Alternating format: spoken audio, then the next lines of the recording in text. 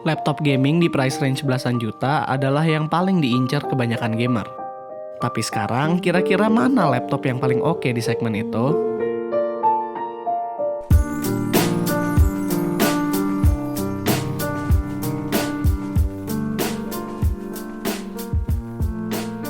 Hai guys, karena kalian terus-terusan minta kita untuk nge-review laptop yang satu ini, ya udah kita nurut aja. Kita ngerti karena laptop ini adalah salah satu laptop yang performanya paling kencang dibanding harganya. Jadi atas request kalian, inilah Acer VX 15. Beda sama Acer Aspire V15 Nitro yang sebelumnya punya desain kalem dan elegan, VX 15 punya desain yang lebih seru, lebih rame, dan lebih gaming. Singkatnya, VX15 punya desain rasa Acer Predator yang ukurannya lebih kecil dan lebih simpel. Bodinya didominasi warna hitam dengan aksen-aksen berwarna merah dan penuh dengan sudut-sudut yang tajam. Bedanya sama Predator, tentunya bagian-bagian ini nggak bisa nyala.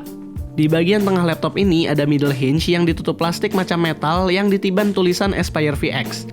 Meskipun keseluruhan casing VX15 terbuat dari plastik, finishingnya bagus, nggak kayak laptop murahan yang plastiknya punya tekstur glossy. Emang sih, gue yakin tetap ada yang lebih seneng desain kalem dan elegan macam V15 Nitro, dan karena itu, Acer tetap mempertahankan dua model ini. Masing-masing desain punya segmen tersendiri. Dari semua komponen yang ada di VX15, layarnya termasuk yang paling sederhana. Panel yang dipakai punya resolusi Full HD IPS dengan akurasi warna yang basic.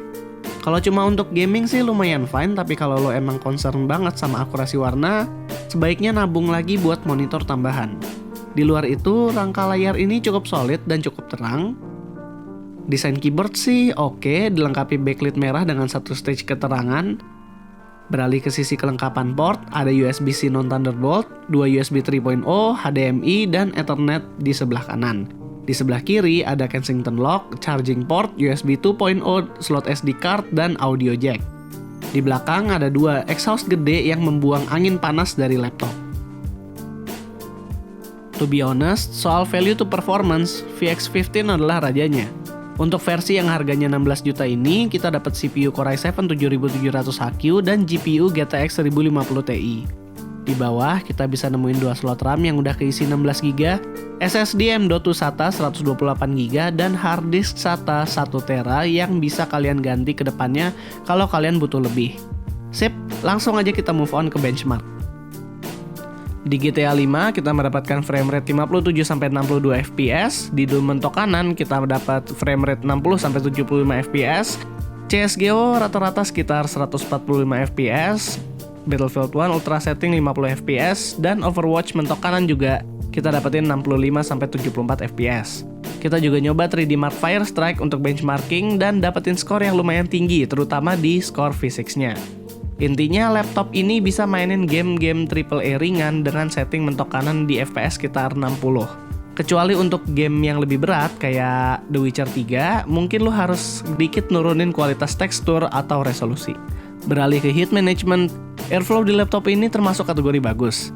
Di atas CPU dan GPU ada dua heat pipe yang nyambung sama kombinasi dua fan dan dua heatsink.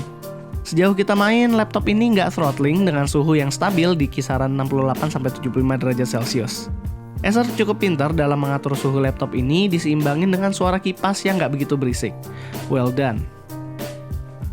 Sejauh ini gue puas setelah beberapa hari memakai laptop ini, karena laptopnya nggak terlalu berat dan nggak tebal juga, jadi gue nggak ada komplain soal portabilitas. Travel keyboardnya juga lumayan enak untuk dipencet, ditambah touchpad yang akurat dan cukup oke di kelasnya dengan Windows Precision Driver. Yang paling kerasa adalah saat gue main game online bareng teman-teman di cafe. Karena teknologi MU-MI EMO yang mengatur distribusi network dalam laptop ini, jadi main game online hampir nggak pernah nge-lag karena network, walaupun internet lagi dibagi-bagi ke 7 laptop sekaligus.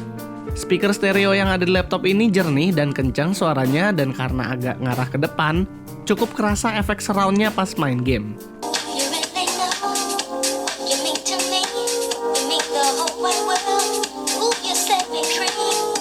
Baterainya sendiri standar, 4 jam pemakaian ringan dan 1,5 jam pemakaian gaming. Gak muluk-muluk amat sih buat laptop gaming, tapi tetap aja yang namanya charger jangan sampai ketinggalan.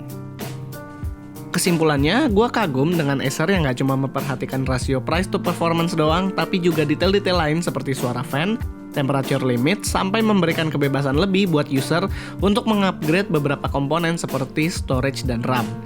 Menurut gue, Aspire VX15 cuma perlu improvement dari segi display untuk jadi laptop gaming entry level yang bener-bener ideal.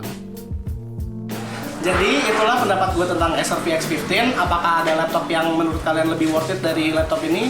Komentar di bawah. Jangan lupa like, share, dan subscribe. And as always, have a nice day.